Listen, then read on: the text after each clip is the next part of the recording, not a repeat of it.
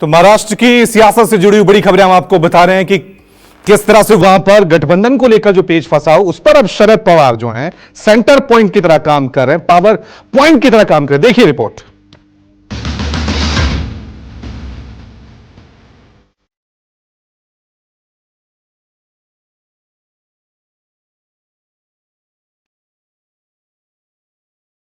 वो पूरे देश में भीष्म पितामह है, महाराष्ट्र में नहीं, पूरे देश में भीष्म पितामह है।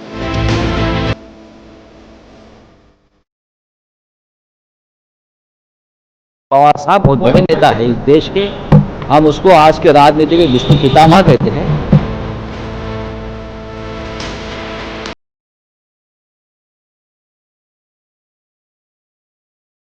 अघाड़ी में ऑल इज वेल, पवार ने कर दिया सब सेट।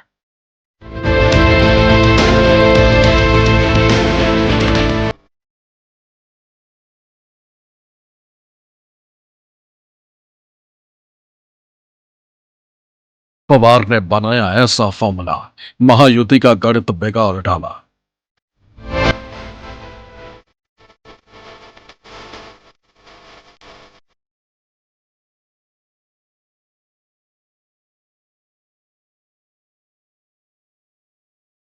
फिर चाणक्य की भूमिका में पवार महाराष्ट्र में खेला होगा अब की बार।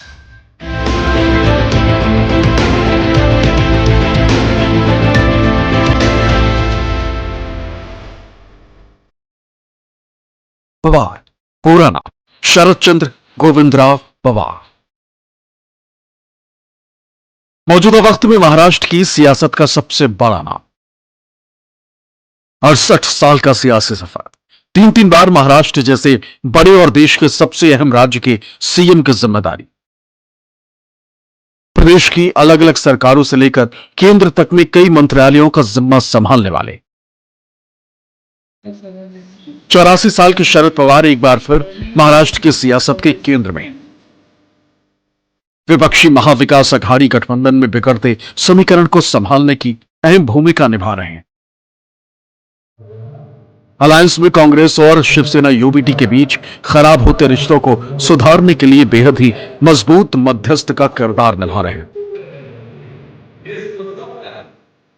आपको बताएंगे कि किस तरह शरद पवार ने कांग्रेस और शिवसेना यूबीटी के बीच एक खटास को कम करने में महत्वपूर्ण भूमिका निभाई।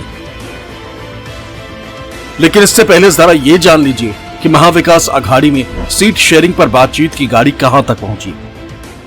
सीट शेयरिंग में प्रॉब्लम होता ही है, कार्यकर्ताओं का प्रेशर होता है, सब चीजों का प्रेशर होता है। नेताओं को लगता है कि नहीं भाई कार्यकर्ताओं के सम्मान के लिए वो सीट लेना चाहिए। तो ये हमारा जो इशू है वो आजकल में क्लोज होगा। 25-30 जगहों का प्रॉब्लम है, सॉल्व हो जाएगा। सब कुछ ठीक ठाक है, चिंता मत करिए। हम देख लेंगे 3 सीट 4 सीट 15 सीट 288 सीट पर चर्चा चलती है ना, 2-3 सीट की थोड़ी चर्चा होती है, हो जाएगा सब, आप चिंता मत करिए। महाविकास अघाड़ी की गाड़ी यहां तक भी जो पहुंची है उसमें शरद पवार का अहम रोल माना जा रहा है। दरअसल बीते 18 अक्टूबर को उद्धव ठाकरे के पार्टी के वरिष्ठ नेता और सांसद संजय राउत ने यह कहकर राज्य की सियासत में खलबली मचा दी कि प्रदेश कांग्रेस के नेता कोई भी फैसला लेने में सक्षम नहीं है। उन्हें हर बात के लिए दिल्ली आलाकमान के पास जाना पड़ता है और इसलिए महाविकास अघाड़ी में सीट शेयरिंग को लेकर कोई भी फाइनल बात नहीं हो पा रही। संजय राउत के इस बयान के बाद एक बात तो साफ हो गई थी कि महाविकास अघाड़ी में उद्धव ठाकरे की पार्टी यानी कि शिवसेना यूबीटी और कांग्रेस के बीच में तल्खियां काफी बढ़ गई। शाम होते होते बात यहां तक पहुंच गई कि उद्धव ठाकरे को यह फैसला लेना पड़ा कि जिस मीटिंग में प्रदेश कांग्रेस अध्यक्ष नाना पटोले शामिल हो गए, उस मीटिंग में उनकी पार्टी का एक भी नेता नहीं पहुंचेगा और मानो सीट शेयरिंग को लेकर बात थम सी गई। ऐसा लगने लगा था कि कांग्रेस और शिवसेना यूबीटी के बीच बढ़ी तल्खियों का असर महाविकास अघाड़ी के गठबंधन पर भी पड़ सकता है और यही बात शरद पवार को खलने लगी। शरद पवार कांग्रेस और शिवसेना यूबीटी के बीच बढ़ते विवाद को सुलझाने के लिए खुद आगे आए और फिर शुरू हुआ बैठकों और बातचीत का दौर। शरद पवार उसी दिन यानी 18 अक्टूबर को उद्धव ठाकरे और कांग्रेस के दिल्ली के नेताओं से फोन पर उन्होंने बात की। इसके बाद शनिवार 19 अक्टूबर को महाराष्ट्र कांग्रेस के प्रभारी रमेश चिन्नीथला मातोश्री पहुंचे और उद्धव ठाकरे से मुलाकात की। फिर सीट शेयरिंग को लेकर दोनों दलों में बातचीत का सिलसिला आगे बढ़ा। मुंबई के नरीमन पॉइंट स्थित ट्राइडेंट होटल में सीट शेयरिंग को लेकर बैठक हुई, लेकिन इस बैठक में विदर्भ की 12 सीटों को लेकर कांग्रेस और शिवसेना यूबीटी में पेच फंस गया। इसके अगले दिन यानी 20 अक्टूबर को उद्धव ठाकरे अपने पार्टी नेताओं के साथ मातोश्री पर अहम बैठक उन्होंने की। इस दिन एक तरफ जहां मातोश्री पर बैठक चल रही थी, ठीक उसी दौरान दूसरी तरफ आदित्य ठाकरे और अनिल परब वाईवी चौहान सेंटर पहुंचकर शरद पवार के साथ मीटिंग कर तमाम मुद्दों पर चर्चा की। आदित्य ठाकरे और अनिल परब से मुलाकात के बाद शरद पवार ने कांग्रेस के कुछ नेताओं से फोन पर बात की। कांग्रेस नेताओं से हुई बातचीत के बाद महाराष्ट्र कांग्रेस के वर्किंग प्रेसिडेंट नसीम खान शरद पवार से मिलने पहुंचे। इसके बाद 21 अक्टूबर को कांग्रेस के दिल्ली में बैठक के बाद महाविकास अघाड़ी में समन्वय और सीट बंटवारे पर चर्चा की जिम्मेदारी पार्टी हाईकमान ने बाला साहब थोरात को दी। इसी शाम शिवसेना यूबीटी नेता संजय राउत और अनिल देसाई वाईवी चौहान सेंटर पहुंचकर शरद पवार से मुलाकात की। इसके बाद अगले दिन यानी 22 अक्टूबर को बाला साहेब थोरात सबसे पहले शरद पवार से मिले और फिर मातोश्री जाकर उद्धव ठाकरे से मुलाकात की। इन सब मुलाकातों के बाद देर शाम ट्राइडेंट होटल में महाविकास अघाड़ी के नेताओं की सीट शेयरिंग को लेकर लगभग फाइनल बातचीत हुई। कुल मिलाकर देखा जाए तो 18 अक्टूबर के बाद से महाविकास अघाड़ी में शरद पवार का रोल एक बार फिर काफी बढ़ गया है। पवार साहब एक तो अनुभवी नेता है, अगर इस इंडिया में अगर आप देखो तो उनके जैसा अनुभव अभी किसी को भी नहीं है। अभी वो अनुभव का फायदा अगर महाविकास आघाड़ी को हो रहा है, राहुल गांधी जी साहब से बात करते हैं, उद्धव ठाकरे साहब बात करते हैं, क्योंकि उनका अनुभव पे भी ऐसे नहीं बोलते कि नहीं मेरे पार्टी को ज़्यादा सीट चाहिए। वो बोलते हैं कि नहीं, महाराष्ट्र का जो आज की परिस्थिति है, जो खराब परिस्थिति है फाइनेंशियली, जिन्होंने की मतलब भाजपा और महायुति ने की, उनको अपने को धड़ा सिखाना है। और उस एंगल से जो भी है साथ में बैठते हैं, एक साथ में लड़ते हैं और जीत के भी आते हैं। ऐसे पवार साहब की भूमिका। शरद पवार ने न सिर्फ मौजूदा वक्त में अलायंस को बचाने में अहम भूमिका निभाई, बल्कि बीजेपी शिंदे और अजित पवार के नेतृत्व वाली महायुति सरकार को महाराष्ट्र की सत्ता से बेदखल करने के लिए तमाम तरह की रणनीतियां बनाने में भी खास रोल प्ले किया है। महाविकास अघाड़ी की परिकल्पना ही शरद पवार की है। शरद पवार ने ही शिवसेना यूबीटी और कांग्रेस को साथ में लेकर के जो महाराष्ट्र में सरकार बनाई थी, उसके चाणक्य हैं, वही माने जाते हैं। अब सीटों के बंटवारे को लेकर के शिवसेना यूबीटी और कांग्रेस के बीच जो तनातनी जारी है, उसमें शरद पवार बीच की भूमिका निभाएंगे। और ऐसा लगता है, और लगता ही नहीं, ये सही बात है कि शरद पवार पूरे मुद्दे को सुलझा लेंगे। इतना ही नहीं, 2019 में महाराष्ट्र की सत्ता से बीजेपी को हटाकर महाविकास अघाड़ी जैसा गठबंधन बनाने और उद्धव ठाकरे के नेतृत्व में प्रदेश में सरकार बनाने में भी सबसे बड़ा योगदान शरद पवार का ही था। 5 साल पहले 2019 में बीजेपी से अलग महाविकास अघाड़ी की सरकार बनवाकर शरद पवार ने साबित कर दिया कि महाराष्ट्र में उन्हें चाणक्य क्यों कहा जाता है। तब शायद ही किसी ने सोचा होगा कि बाला साहब ठाकरे की बनाई शिवसेना सरकार बनाने के लिए कांग्रेस के साथ जा सकती है। लेकिन शरद पवार ने न सिर्फ इस असंभव समीकरण को संभव किया, बल्कि उद्धव ठाकरे को मुख्यमंत्री बनवाने में भी अहम भूमिका निभाई। महाविकास अघाड़ी बनाने का जिक्र शरद पवार ने अपनी किताब लोक माझे संगाती में भी किया। उन्होंने अपनी किताब में लिखा है कि बिना कांग्रेस के समर्थन के महाविकास अघाड़ी का बनना संभव नहीं है, इसलिए हमने कांग्रेस नेताओं से बातचीत शुरू की। राज्य के नेताओं ने इस बात पर जोर दिया कि कांग्रेस, शिवसेना और एनसीपी को मिलाकर एक संभावित महाविकास अघाड़ी बननी चाहिए। हालांकि राज्य के कांग्रेस नेताओं को यह भी लगा कि पार्टी का केंद्रीय नेतृत्व शिवसेना के साथ जाने का विचार पसंद नहीं करेगा। मैंने तुरंत फ्लाइट पकड़ी और दिल्ली के लिए उड़ान भरी। वहां कांग्रेस के हाईकमान से बात की। उन्हें राज्य में राजनीतिक दुविधाओं का अंदाजा नहीं था। मैंने सीधे तौर पर यह भी कहा कि महाविकास अघाड़ी को बनाने के लिए सक्रिय राजनीतिक कदम उठाकर आपकी अनुमति की आवश्यकता होगी। ये जानते हुए बीजेपी राज्य में सत्ता स्थापित करने का अवसर आसानी से नहीं छोड़ेगी। कांग्रेस ने अपने नवनिर्वाचित विधायकों को टूटने से बचाने के लिए उन्हें राजस्थान भेजा। मुझसे बात करने के बाद सोनिया गांधी ने विधायकों को बुलाया और उनका समर्थन पत्र लेकर आई, और इसी के साथ महाराष्ट्र में महाविकास अघाड़ी की सरकार बन गई। हालांकि वो अलग बात है कि उद्धव की अगुवाई वाली महाविकास अघाड़ी की सरकार एकनाथ शिंदे की बगावत के बाद महज 2.5 साल में ही गिर गई। इसके बाद भी समय समय पर शरद पवार के सामने कई तरह की सियासी चुनौतियां आती रही। शरद पवार को सियासी तौर पर काफी उतार चढ़ाव का सामना करना पड़ा है। पिछले कुछ सालों में शरद पवार को कमजोर करने की काफी कोशिशें भी हुई, लेकिन ये सारी नाकाम साबित हुई। आज के तारीख में शरद पवार के पास ना तो पार्टी का नाम है और ना ही उनके पार्टी का चुनाव चिन्ह घड़ी है। जब तक इस मसले पे सुप्रीम कोर्ट का फैसला नहीं आ जाता, ये चुनाव चिन्ह अजित पवार के कब्जे वाली एनसीपी के पास ही होगा। यानी कि चुनाव आयोग भी शरद पवार के कब्जे वाली एनसीपी को असली नहीं मानता। लेकिन इसके बावजूद शरद पवार की अगुवाई वाली एनसीपी शरद बीते लोकसभा चुनाव में सभी पार्टियों से बेहतर प्रदर्शन कर तमाम सियासी पंडितों को चौंका दिया। लोकसभा चुनाव में महाराष्ट्र की सियासी पार्टियों के स्ट्राइक रेट की बात करें तो सबसे ज्यादा शरद पवार की एनसीपी शरद की ही रही थी। इंडिया गठबंधन यानी महाविकास अघाड़ी के बैनर तले 48 में से सबसे कम यानी 10 सीटों पर लड़ने वाली एनसीपी शरद 8 सीट जीतने में कामयाब रही। यानी शरद पवार की पार्टी का स्ट्राइक रेट पूरे प्रदेश में 80% बना, जो कि सभी पार्टियों के मुकाबले सबसे ज्यादा है। जबकि सबसे ज्यादा 21 सीटों पर लड़ने वाली उद्धव ठाकरे की शिवसेना यूबीटी महज 9 सीट ही जीत पाई थी। ऐसे में शिवसेना यूबीटी का स्ट्राइक रेट 42.85% बना था, जो कि महाविकास अघाड़ी में सबसे कम। वही कांग्रेस 17 सीटों पर लड़कर सबसे ज्यादा 13 सीट जीतने में कामयाब रही थी। ऐसे में कांग्रेस का स्ट्राइक रेट 76.47% रहा था। एनडीए यानी महायुति की बात करें तो बीजेपी सबसे ज्यादा 28 सीटों पर चुनाव लड़ी थी, जिसमें से वो महज 9 सीट ही जीत पाई। ऐसे में बीजेपी का स्ट्राइक रेट 32.1% बनता था। वहीं एकनाथ शिंदे की अगुवाई वाली शिवसेना 15 सीटों पर लड़कर 7 सीटें जीतने में कामयाब रही थी। ऐसे में शिवसेना का स्ट्राइक रेट 46.6% बनता है। इसके अलावा अजित पवार की एनसीपी 4 सीटों पर लड़ी थी, जिसमें से वो महज 1 सीट जीत पाई। ऐसे में एनसीपी का स्ट्राइक रेट 25% बनता है। जाहिर है महाराष्ट्र की सियासत में शरद पवार का जलवा आज भी कायम है। यही वजह है कि कई नेता उन्हें सियासत का भीष्म पितामह भी मानते हैं। वो पूरे देश में भीष्म पितामह है, महाराष्ट्र में नहीं, पूरे देश में भीष्म पितामह है। तो उनका मार्गदर्शन तो हर पार्टी को लगता है। पवार साहब बहुत बड़े नेता है इस देश के। हम उसको आज के राजनीति के भीष्म पितामह कहते हैं। नरेंद्र मोदी जी तो देश के प्रधानमंत्री हैं।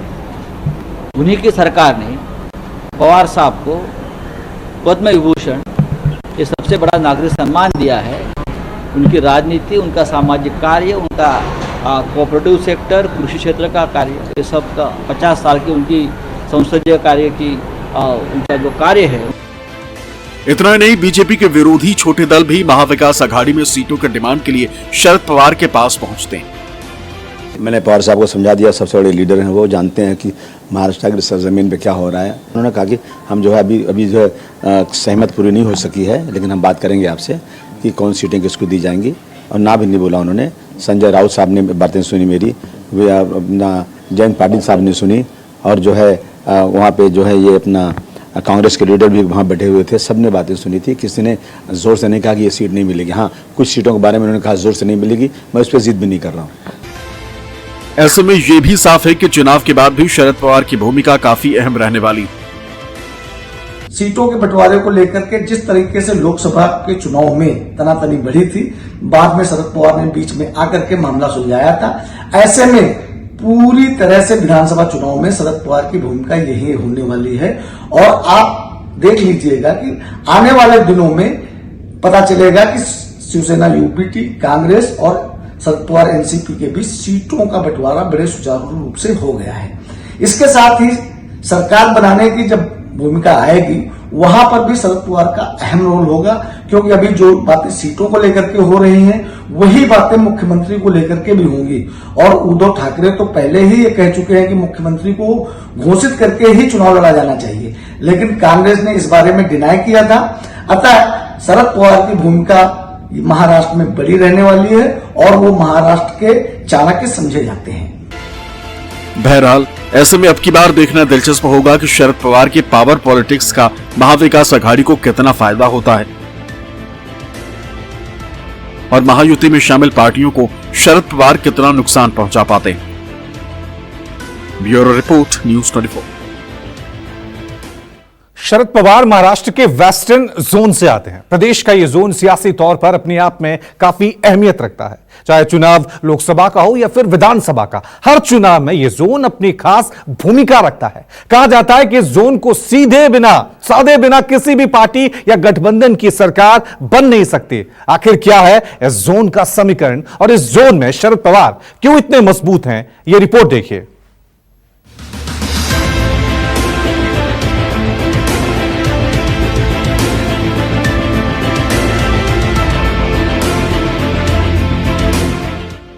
वेस्टर्न महाराष्ट्र का एक ऐसा जोन है जिसकी प्रदेश की सियासत में सबसे ज्यादा अहमियत है,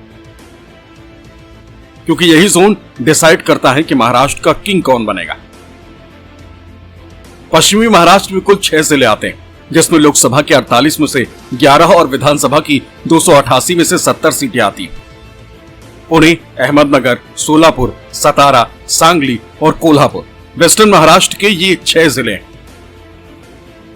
बीते लोकसभा चुनाव में कांग्रेस की अगुवाई वाले इंडिया गठबंधन को इस जोन में शानदार सफलता मिली थी। चुनाव नतीजों के मुताबिक वेस्टर्न महाराष्ट्र की 11 लोकसभा सीटों में से इंडिया ब्लॉक में शामिल कांग्रेस को इस बार 2 सीट मिली, जबकि पिछली बार एक भी सीट नहीं थी। वहीं एनसीपी शरद पवार गुट को 4 सीटें मिली। इनके पास इससे पहले इस जोन में 3 सीटें हुआ करती थी। हालांकि शिवसेना यूबीटी का इस बार खाता नहीं खुल पाया था। इधर एनडीए में शामिल बीजेपी को महज 2 सीटें मिली, जबकि पिछली बार बीजेपी के पास इस जोन में 5 सीटें थी। वहीं सीएम शिंदे की शिवसेना 2 सीटों पर जीत दर्ज करने में कामयाब रही। इनके पास यानी अविभाजित शिवसेना को इस जोन में इससे पहले 3 सीटें मिली थी। हालांकि अजीत गुट के एनसीपी का खाता भी नहीं खुला। वोट शेयर की बात करें तो इस जोन में इंडिया गठबंधन के दलों को 47.8% वोट मिले थे, जबकि एनडीए में शामिल पार्टियों को 43.2% वोट हासिल हुए थे। लोकसभा चुनाव 2024 के नतीजों को देखें तो बीजेपी की अगुवाई वाले गठबंधन ने पुणे, सतारा और हटकनगेले लोकसभा सीट पर जीत हासिल की थी, लेकिन महाविकास अघाड़ी ने कोल्हापुर, माधा, शिरडी, अहमदनगर, शिरूर और सोलापुर में जीत हासिल की। एकमात्र सांगली सीट पर जीतने वाले निर्दलीय उम्मीदवार ने बाद में कांग्रेस को अपना समर्थन दे दिया था। कुल मिलाकर देखें तो महाराष्ट्र का यह जोन लोकसभा चुनाव में बीजेपी और उनके सहयोगी दलों को जबरदस्त झटका दे चुका था। महाराष्ट्र की जोन को प्रदेश के सबसे कद्दावर नेताओं में शुमार पूर्व सीएम और राष्ट्रवादी कांग्रेस पार्टी शरद पवार गुट के मुखिया शरद पवार का गढ़ माना जाता है। चुनाव चाहे लोकसभा का हो या फिर विधानसभा का, हर चुनाव में शरद पवार का प्रभाव इस जोन में जरूर दिखाई देता है।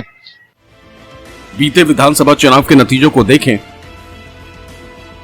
तो 2019 में हुए विधानसभा चुनाव में वेस्टर्न महाराष्ट्र की 70 में से 39 सीटों पर लड़ने वाले बीजेपी के हिस्से में 20 सीटें आई थी।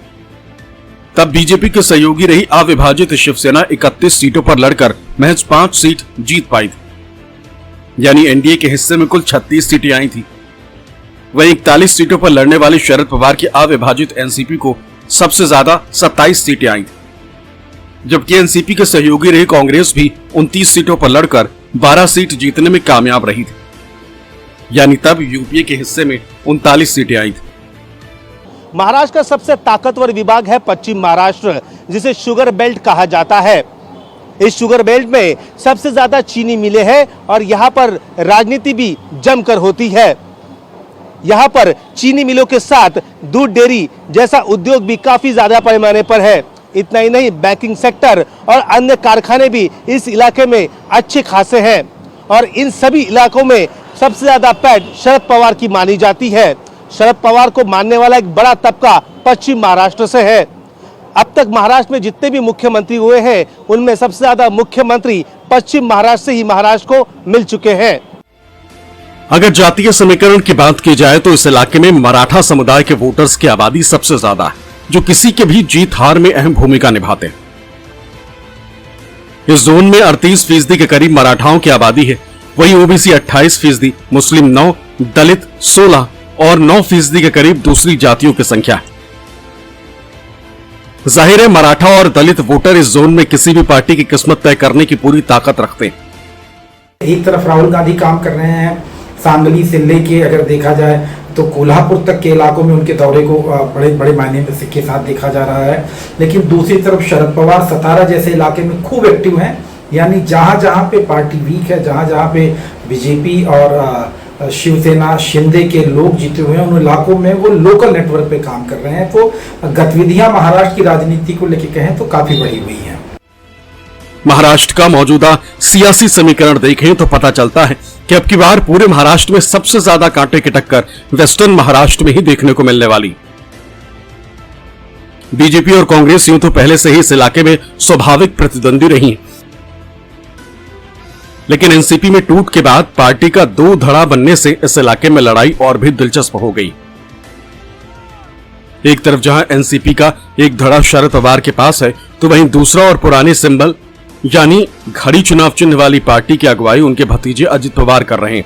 दोनों ही चाचा भतीजा वेस्टर्न जोन में अपनी पकड़ रखते हैं।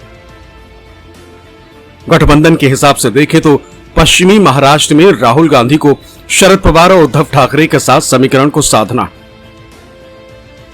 वहीं बीजेपी एकनाथ शिंदे और अजित पवार के साथ अपना समीकरण सेट कर रही।